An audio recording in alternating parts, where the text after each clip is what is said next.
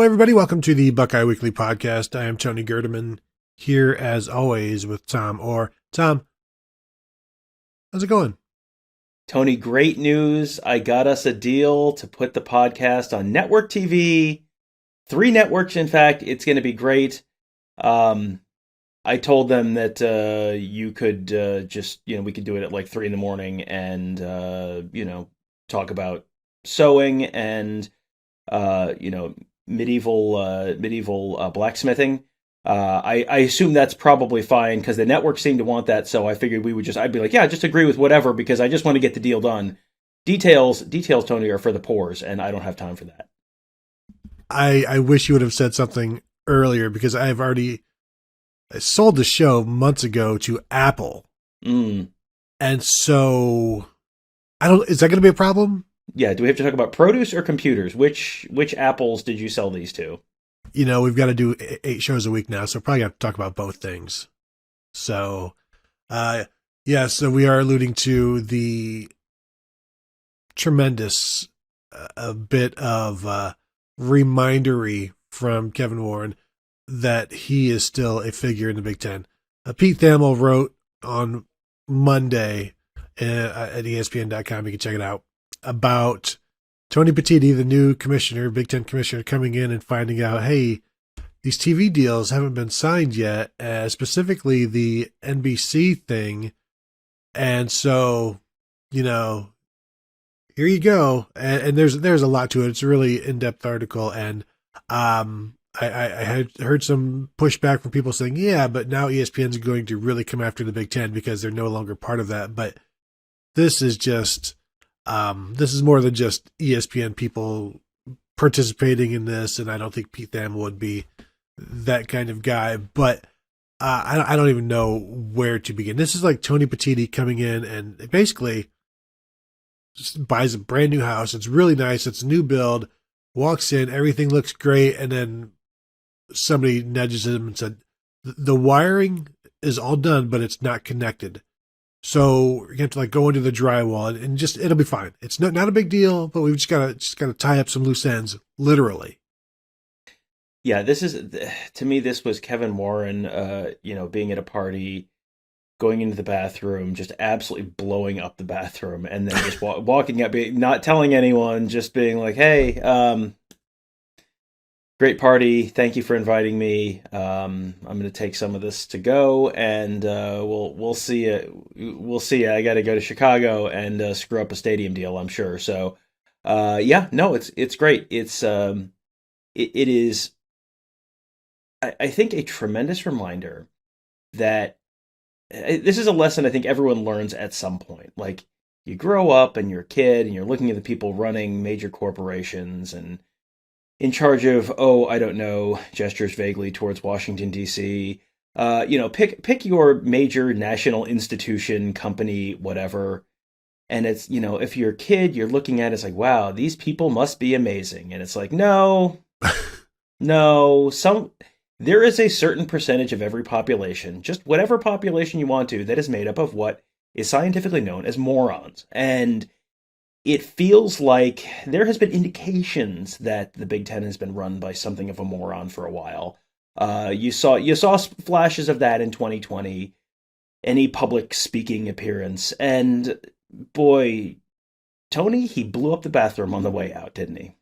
It's funny you say that because yesterday I was thinking about this. He basically left the Big Ten an upper decker. You have this conversation about institutional incompetence and. You'll have people who want to rush to make it why that guy got his job. And I'm going to point you towards the Pac-12 and one Mr. Larry Scott, who, is about the most affirmative action hire you could possibly have. And boy, did he leave an upper decker for the Pac-12. Washington State University just announced they had to do hiring freezes because they have to pay back Comcast contracts that they got overpaid for years. That indications are maybe Pac-12 leadership knew about that and, was happy to just sort of take their payments and their bonuses based on that. And then is no longer there. And now it's someone else's problem. Go get the plunger. Larry Scott has left. So, I think I would be hesitant to make this anything more, anything more of a specific statement than sometimes large institutions are run by morons, and then someone else has to be the guy who comes in and cleans up after the moron. Yeah, you saw it at Michigan with Dave Brand, and USC going on right now with Mike Bowen leaving amidst his controversy. So basically, and I'll just read some. I got a couple of quotes here, but this one is part of the story from Pete Thamel. So, like, what is the holdup? Because remember, this was all announced back in August. Hey, these are the deals have been agreed to. Like NBC and CBS paying like $350 million a year for the rights. But here's the quote: "These deals aren't done, and they aren't what they were represented to be from the standpoint of the NBC deal and the availability of all members to participate in November games in prime time." Now, the idea that people, the athletic departments, didn't realize that this was going to involve primetime games when NBC's stated title for this is Big Ten Saturday Night. And the fact that, what did they just think that it was only going to be in September and October? And we've even talked about, well, the November no night game rule in November is out the window with this. But I think it takes some cognitive dissonance or some just ignorance on the administration's part for not thinking this is going to be night games and not conveying it to their coaches. But also, we have heard nothing but lack of communication from Kevin Warren's department since he took the job. So there is some plausible deniability on the administrator's part that we were never told, even though it's like, did you not read anything about this at all regarding the Fox at noon, CBS at 3:30, NBC at some mystery time? It wasn't a mystery. Yeah, the Fox Saturday Night. Oh, we'd only been talking about this verbally. I hadn't actually seen it in writing. I thought it was KNIGHT, and it was just going to be Rutgers every week. Wow, this is awkward. Yeah. Well, this is one of these things where, yes, the communication was probably terrible. But also, are we truly to believe that NBC, it never struck NBC that the Big Ten doesn't play night games in November? Like, it never occurred to them, like, hey, I don't think I've ever seen a late season night game at Camp Randall or Ohio Stadium or Michigan Stadium or Beaver Stadium. Hey, that's weird. That didn't occur to anyone. There was no due diligence done at any point in this hundreds and hundreds of millions of dollars deal. The Big Ten might not be the only organization, maybe not be run by top people, Tony, is maybe my, like, the attention to detail on a deal this size feels insufficient, lacking somehow. Like, it didn't occur to you, it didn't occur to anyone in the Big Ten leadership when it was NBC Saturday Night, like you said, that you're going to be playing at night. That, I mean, it's right there in the name, Saturday night. You know when football season is, and you know how much money they're giving you. Are they giving you 2/3 of a season worth of money? Like, what? How is this a surprise to anyone? And then okay, so the deal got leaked at the time it got leaked, came out because that's when they wanted, we got our big deal, it's great, and look at Kevin Warren, he's great, and oh boy, look at us, we're rich.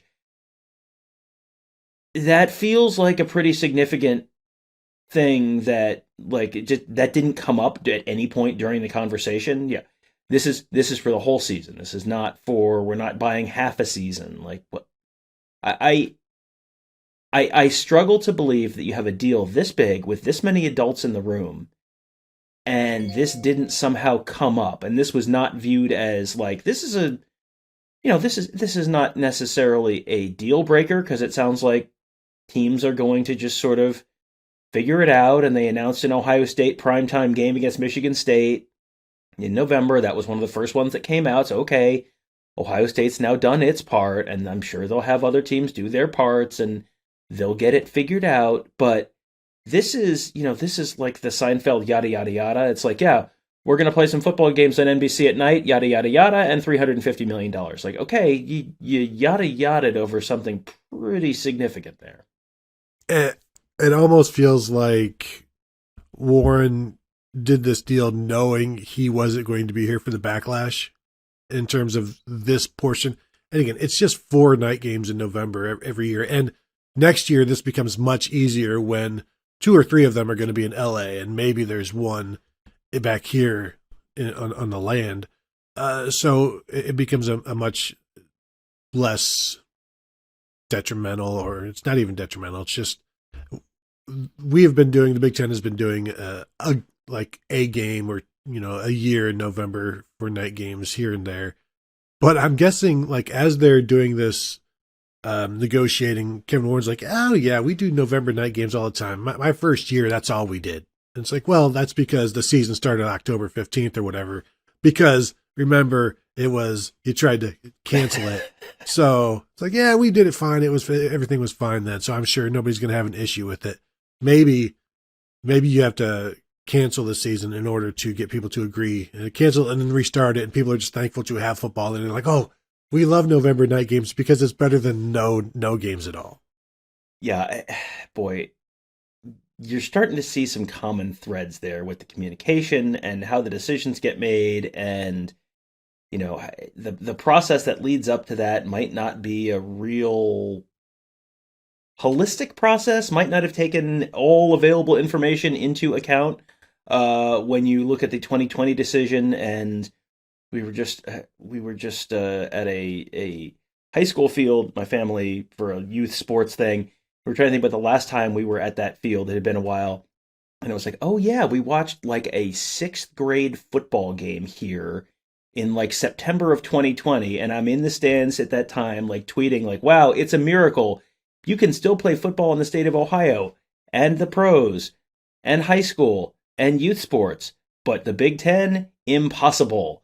And that was a decision that at the time, like, everyone in the world was kind of going, well, this is a sort of, it's a developing situation. You don't want to rush into anything. And Kevin Warren could not wait to be the leader who bravely put his stamp on it and said, canceled. We are not going to play. No chance.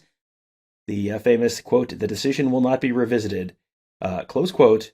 Tony, was the decision revisited? I don't remember. How did that work out? Well, that decision was not revisited. A new decision was visited. It's totally separate things. There's the closing of the one decision, and then the beginning of a new decision. Totally not even connected, Tom. I don't even know what you're trying to say there. But I still remember that going to Chicago for the parents, Big Ten parents protest at the Big Ten offices, and the night before going to a packed stadium to watch Caden Curry, play in Indiana, some high school football, and but you couldn't watch Big Ten football until later on when you could. But so this NBC thing, and here's another piece from the article. This is athletic departments and coaches around the Big Ten say they were surprised November night games would be part of the deal. They weren't asked for permission to play them prior to the deal and informed of the change ahead of the deal, according to sources. At the same time, NBC wasn't aware until well after the initial contract was signed this summer that the big brand schools had historical tolerances that were part of the prior television arrangements and would resist being available. And this is part of what we were already saying, like, how was NBC not aware of this? I understand maybe coaches are in their own bubbles, so they're not necessarily reading not even the fine print of the contracts, but they assume they're going to be taken care of. But the amount of money that you're getting, you kind of the idea of not having to dance for the money, like, that is long gone, because schools have been doing it forever now with you now have to play a night game. This has to be a night game. And so it's kind of, you're in denial if you didn't think something additional was coming from that. But then you've got Ward Manuel, Michigan athletic director, here saying, NBC was surprised and I was surprised. We had not discussed, and I had not discussed with anyone in the league to change the tolerances we had agreed upon years ago.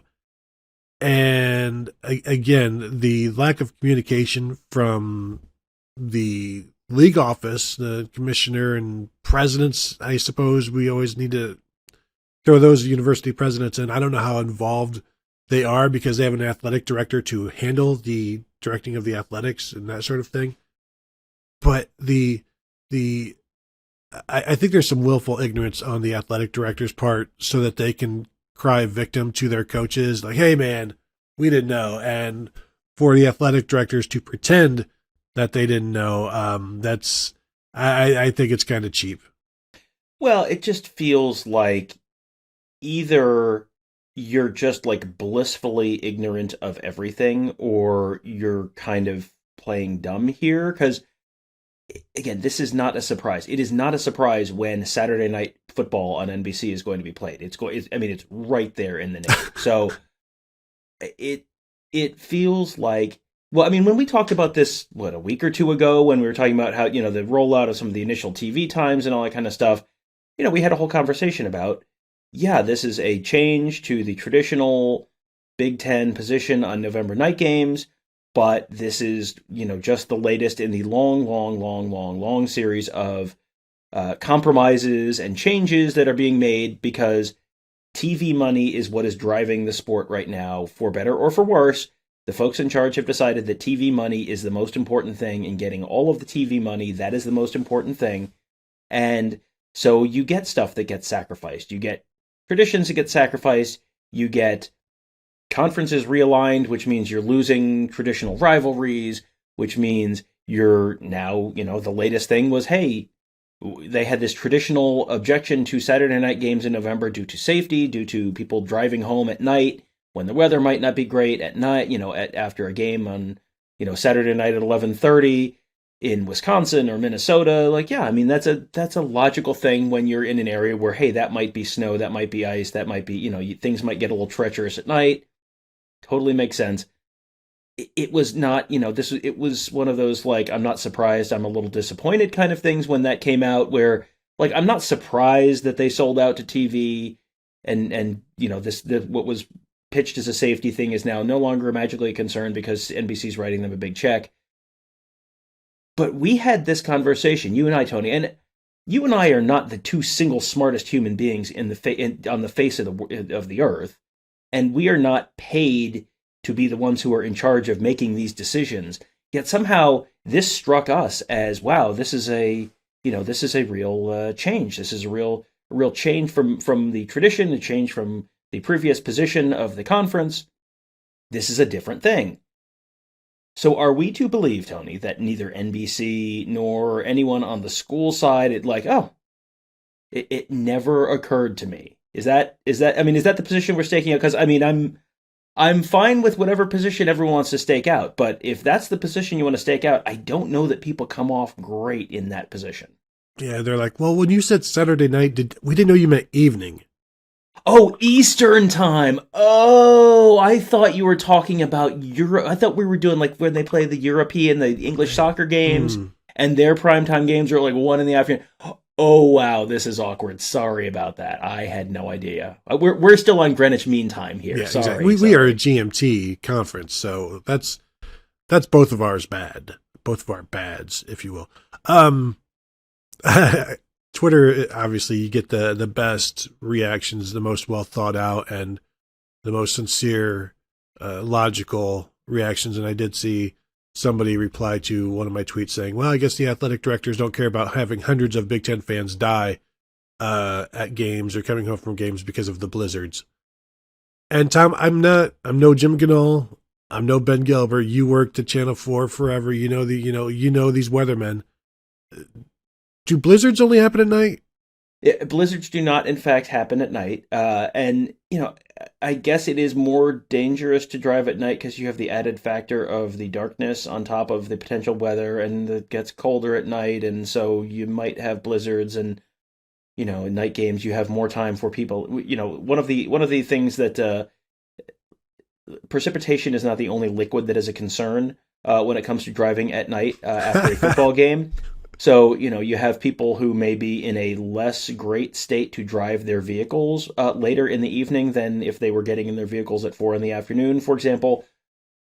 But, this is not my position. This is not my position that driving at night makes, after a November night game, makes things unsafe. This is the stated position of the Big Ten in previous years, so I can only go based off of their stated position, right? So, yeah, I don't, it's not like you're getting 18 inches of snow every single night, even if you're in Minnesota in November or Wisconsin in November. You go through a lot of Novembers in Columbus and it doesn't snow at all in any meaningful way. So this is not necessarily going to be hundreds of people. Well, not necessarily.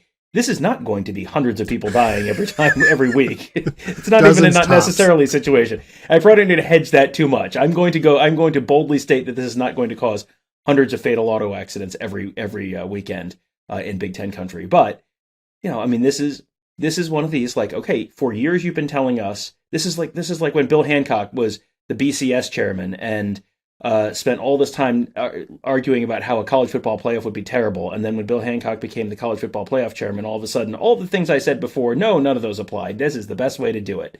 And, that was the stated reason for the Big Ten not having November night games.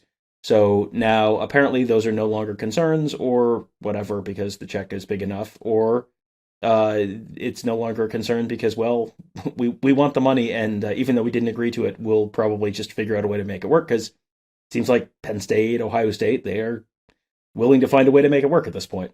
I'm glad you threw the qualifier in there, because I was going to ask you how many deaths it would then be too many.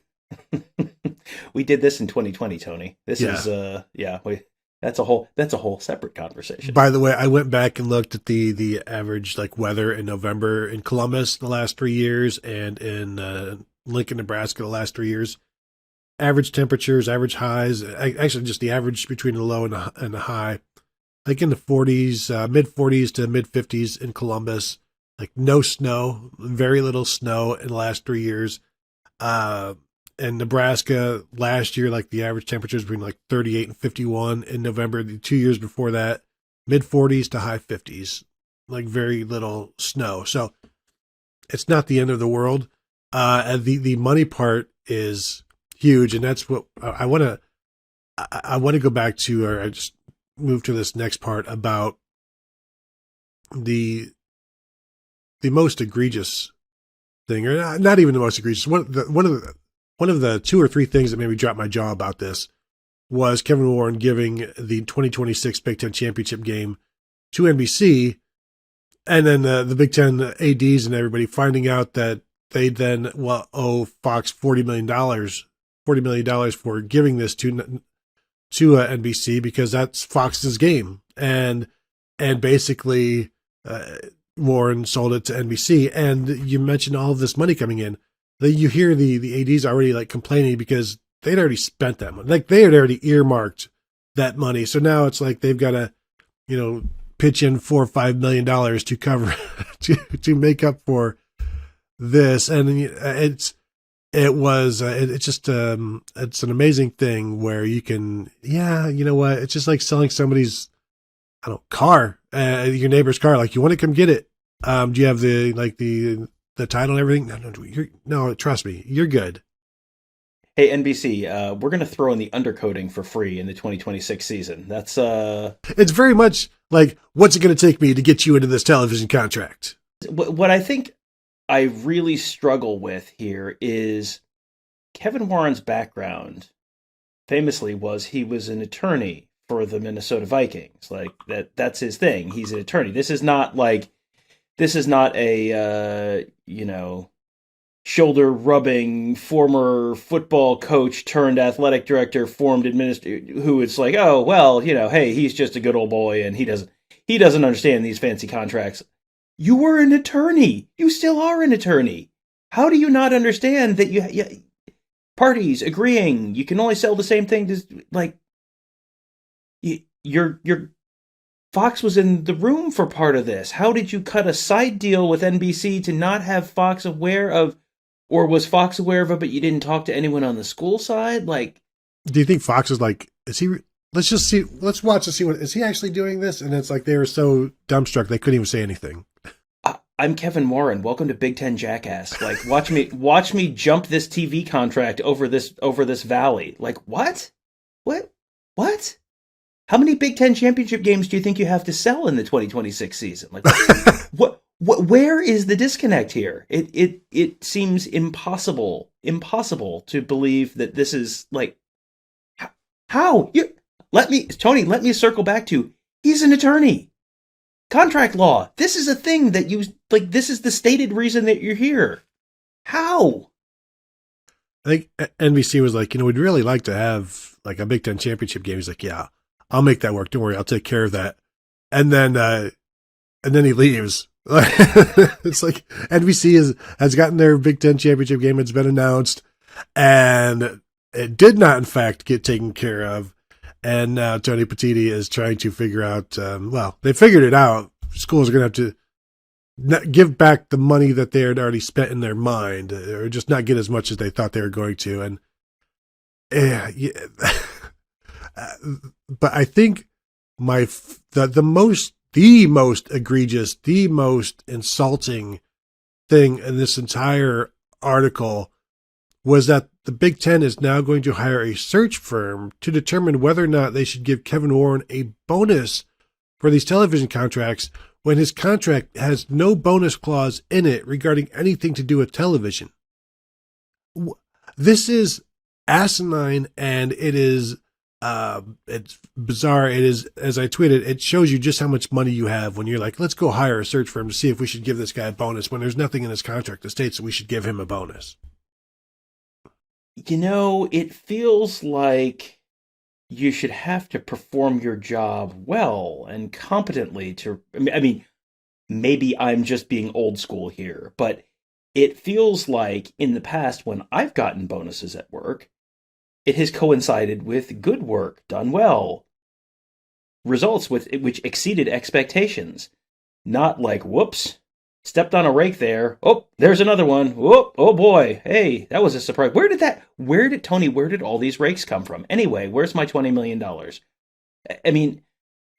I guess if you're going to, I'll be a lawyer now. We'll cite precedent. Hey, remember when Jim Delaney did Jim Delaney get his $20 million bonus after the Big Ten Network or after adding Rutgers and Maryland? That's the real question, because if it's after adding Rutgers and Maryland, well, there is precedent for making terrible decisions and getting paid a huge amount of money as a Big Ten commissioner. So maybe. Well, to be fair, Jim Delaney did stick around as like a consultant, so at least he was still helping, unlike Kevin Warren, who has left and is still hurting. So this November thing that has to get taken care of, they've gotten 2 games scheduled. One of them, I assume James Franklin cannot be happy about. It's a Black Friday night game at East Lansing, which I love the fact that there's going to be a Big Ten Black Friday doubleheader. That's fantastic, but not for Penn State. And granted, you only have to go to Michigan State. Michigan State is in 2 of these games now, basically because they're going to Ohio State, then they host. I'm assuming that being on a Friday night means there doesn't have to be a Saturday night game. I would assume that's true. That you have one primetime game a week, and you can use it whenever you want to use it, but you don't get an extra one just because you're putting one on Friday. Because I think contractually they just have a certain number of games per season, so they can put them on Friday instead of Saturday, and that's fine. I think it's interesting, Tony, that it is Michigan State in 2 of these games now, and we don't have the full lineup, but we've got 2, and they're both involving Michigan State. Tony, can you think of any reasons, speaking of schools that have already spent the money, can you think of any reasons why Michigan State might be more willing to throw their hats at, hey, listen, hey, whatever we need to do to make our TV partners happy, because, the price of buyouts, Tony, oh boy, it's, you never know when you might need an extra $95 million or so. So listen, whatever we can do to keep our TV partners happy, that's just fine. That's a very good point, Tom. One school in that same state who is not interested in keeping their media partners happy is Michigan, who is basically saying we're not going to play any November night games when those are actually that's one of the schools that NBC would like to have in prime time. But I feel like by this point, don't you think Michigan should be recovered from their non-conference schedule? I don't remember who it's on it this year. I know last year it was, I know they played Bowling Green this year. And I know they play 2 other teams that are very competitive with Bowling Green, but I don't remember specifically who they are. So I'm not sure I could tell you for sure. I can give them to you. Mm-hmm. They open with East Carolina. Uh-huh. Then it's UNLV. Uh-huh. Then it is Bowling Green. Wow. Boy, all in a row. No breaks. No bye weeks. Wow. No bye weeks. Yeah, I mean, you got to remember, playing a night game would actually give them a few extra hours of rest after that brutal gauntlet that they're running earlier in the year. Um, yeah, that's, I, what's interesting to me about this whole thing is, has Michigan specifically been asked and said no?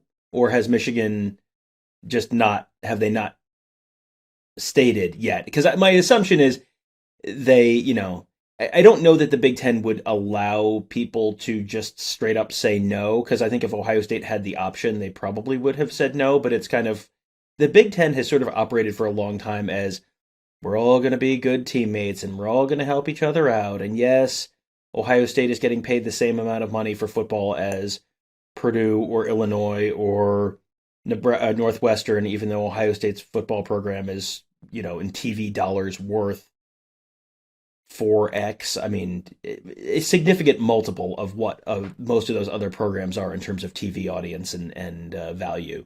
So, it feels like this is probably just sort of the Big Ten going, well, get a shovel, dig up. We'll get ourselves out of this. But yeah, I would be, and they maybe aren't going to have. Maybe Michigan isn't on the schedule this year, but then they're on the schedule next year. They don't necessarily need to have Penn State and Michigan and Ohio State on the schedule every year. Maybe Wisconsin is on the schedule this year. You can sort of space it out. And like you said earlier, it's probably less of an issue next year when you have, okay, UCLA can be one of these and USC can be one of these. And then it's a primetime game, but it's in Southern California and it's, still 4 in the afternoon or 4:30 in the afternoon and it's sunny and it's 60 degrees and it doesn't matter that it's primetime in the East Coast. But it does matter, Tony. It's the middle of the night in England. That's very disrespectful for a conference based on Greenwich Mean Time. That is true, but I'm okay with that. I know we're supposed to care about our friends to the way east. I don't, Tom. I'm a Midwesterner, but I feel like Ohio State quickly volunteered for this November thing, because if you look at their November games and knowing like we're going to need one of your games, Ohio State is like, okay, we'll do Michigan State, because they don't want to do the first Saturday in November is at Rutgers. The last thing you want to do is play a night game at Rutgers for any reason, especially in November. So then it's week 2 of November, Michigan State. Yes, let's do it then, because you don't want to do it the week before Michigan. That's why I think Michigan is in a perfect spot to go ahead and say, okay, we'll take the first weekend in November because they have Purdue at home Michigan themselves is coming off of a bye week. So like the weather, the earlier you do it, obviously the better the weather on average should be. So that feels to me like, plus Purdue could be pretty good. So maybe you want that prime time, big house atmosphere that everybody raves about. Big Ten championship game rematch. So, I mean, that's basically as good as having the Big Ten championship game, right? So that's, and I'm sure people right now are going, when is Ohio State, Michigan going to be in prime time? And the answer is not, well, assuming there are no more hand grenades getting rolled into the room on Kevin Warren's way out of the room. The first pick in the draft every year should be going to Fox, which Fox would then obviously pick the Ohio State Michigan game because it's the biggest game on the calendar every year, most watched game in the Big Ten every year, and so therefore it should never get to NBC, where NBC has the option to make it a primetime game. So I wouldn't necessarily worry about that. As Tony said, I think the week before, I think Ohio State was, being a good soldier and taking on that week 2 in November thing as a home game, as a primetime game, maybe to help their league brethren out, but also to make sure that they don't get week 3 in November, because it's always, that game the week before Michigan ends, or, you get into the third quarter of the week before Michigan, and then, Ohio State's up by 30 points on whoever they're playing, and it's like, okay, Michigan week has started, and then they just want to get back and get going on Michigan week because they treat it differently than other weeks. They don't want to have to, you're on the road. If you're on the road and you're flying home, there are times when you're going to get home at, you're walking into your apartment at 3-4 in the morning. You don't want to do that to start Michigan week, because then your Sunday, you're kind of, you're feeling a little logy, Tony. You don't want to get that, get a late start there. And, last year, both Michigan and Ohio State had very competitive games the week before the Ohio State-Michigan game. So those are games where you're playing 4 full quarters, you're beat up, it's less time. And if one of those teams is playing at noon and the other one's playing at 8 o'clock, well, you get to start on Michigan week 8 hours early. And in a week when both teams are trying to make the most of every possible minute, that is going to add up. So you don't want to have that the week before the Ohio State-Michigan game. So, maybe volunteering to do it a little earlier is like, oh, look at me. I volunteered to I'm going to use a recent example for myself. I volunteered to bring hot dog buns to the picnic, Tony. So that's look at me. Is there other stuff? Did I not want to cut up a bunch of vegetables to bring? Yeah, listen, I don't know. I brought the hot dog buns. I signed up, so I volunteered. So there you go. That's Ohio State volunteering to play week 2 in November instead of running the risk of getting stuck cutting up Michigan State on primetime in week 3 of November. Meanwhile, Michigan is the napkins and plates guy. But of course, this all comes down to what week is drafted and what games are there. So it's like that doesn't necessarily. There's still some drafting to be going on. Which, with this deal still being in flux, I wonder how much more information we're going to be getting out, because usually it's the first wave of announcements, then like 2 weeks later there's another wave. So I don't know if we're going to get something next week or late this week, or if they're still trying to finalize some stuff. So who knows what's going to happen there. But we got to have the first 3 weeks all set here pretty soon, like now is usually when it's done. Yeah, usually it's around Memorial Day you get the first 3 weeks, and a lot of those are kind of who cares kind of games. The Notre Dame game obviously is going to be a significant announcement. All indications are that will be a primetime game, and that is not covered under the Big Ten's TV agreement because that's a Notre Dame home game, so that's covered under the Notre Dame TV contract. So I would expect that to be a primetime game. The other early games, what time is the Indiana game? I don't know that anyone's going to be losing a lot of sleep over what time the Indiana game is, but yeah, that typically the first 3 weeks or so comes out around this time. But, this might be one of these things where if you don't see that at the normal time this year, that might be an indication that this is, this is really turning into some, a real hang up and not just a kind of like, we'll figure it out kind of thing. Because if, they want to get this information to advertisers, they want to be selling ads, they want to be able to tell you Ohio State, Indiana is on prime time on our network or whatever it is.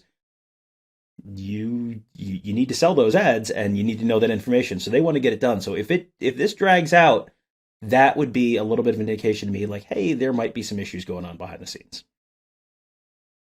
Yeah. So let's hope we don't see that, because, obviously everything's going to work out. It's like the 85.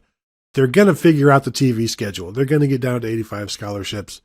Anything else, Tom, before we get out of here?